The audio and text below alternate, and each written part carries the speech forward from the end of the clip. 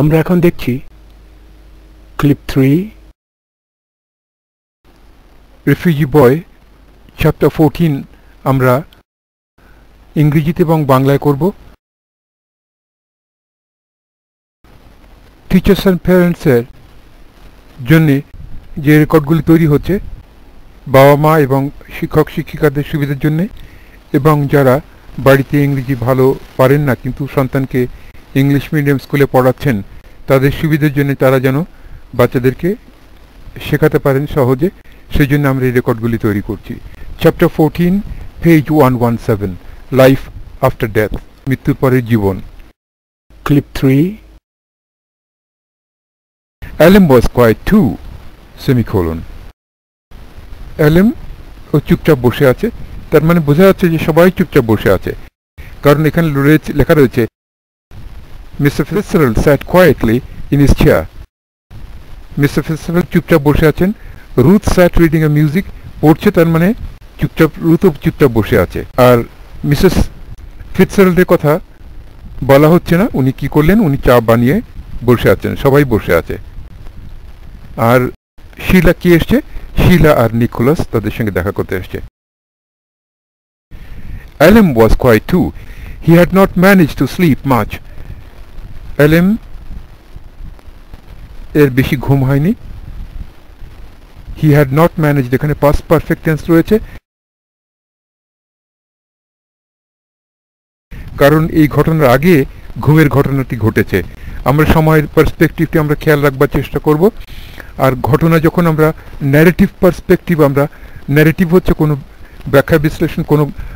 ব্যাখ্যা বিশ্লেষণ না, কোনো একটি বর্ণনা, কোনো গল্পের একটু অংশ, সেটুকু থেকে যে আমরা ছবি তৈরি করব সেটিকে বলবো আমরা ন্যারেটিভ পার্সপেক্টিভ। আমরা যদি কোনো ছবি দেখি, যে এই ছবিটি যদি দেখতাম, সেই ছবিকে বর্ণনা করা হচ্ছে কথা দিয়ে, কথা শিল্প।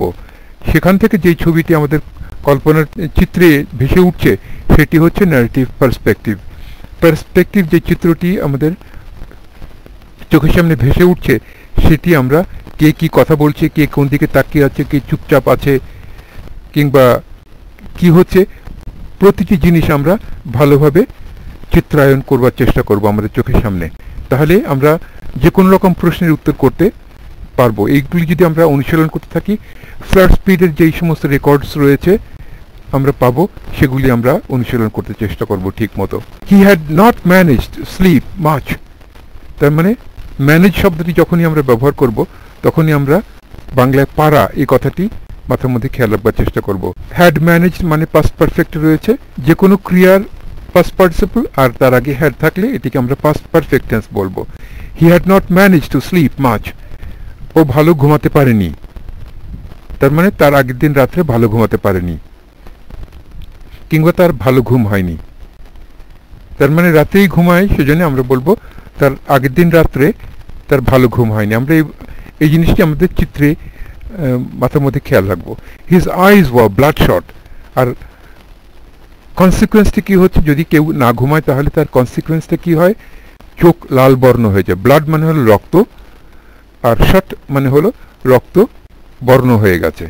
এই চোখকে বলবার জন্যে কলোকেশন আমরা জানবো। কলোকেশনস হচ্ছে যে কোন কোন নাউনের সঙ্গে কোন কোন অ্যাডজেক্টিভগুলো, যেরকম নাউনটি হচ্ছে আইজ, এটি হচ্ছে নাউন, আর আইজগুলো কীরকম, ব্লাডশট, আর এটি হচ্ছে ব্লাডশটটি হচ্ছে অ্যাডজেক্টিভ। অ্যাডজেক্টিভটি অ্যাট্রিবিউটিভলি ব্যবহার করা হয়নি, অ্যাট্রিবিউটিভলি হতো ব্লাডশট আইজ, নাউনের আগে বসতো, নাউনের সঙ্গে। কিন্তু যদি প্রেডিকেটের মধ্যে থাকে তাহলে এটিকে বলবো প্রেডিকেটিভ ব্যবহার। হিজ আইজ ওয়ার ব্লাডশট, তার মানে তার চক্ষু রক্তবর্ণ হয়ে গেছে।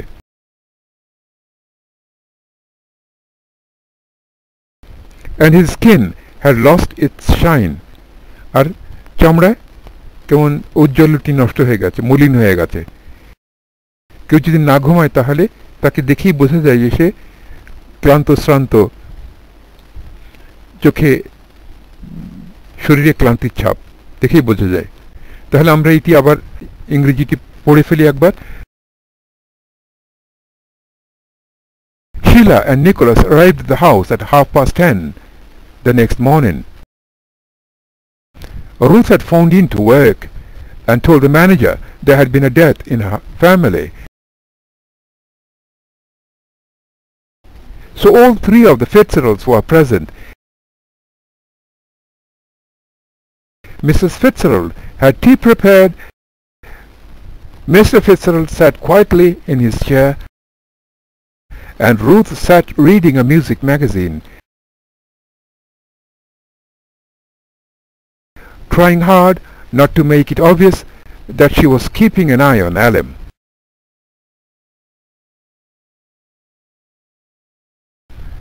Alem was quiet too. He had not managed to sleep much. His eyes were bloodshot and his skin had lost its shine.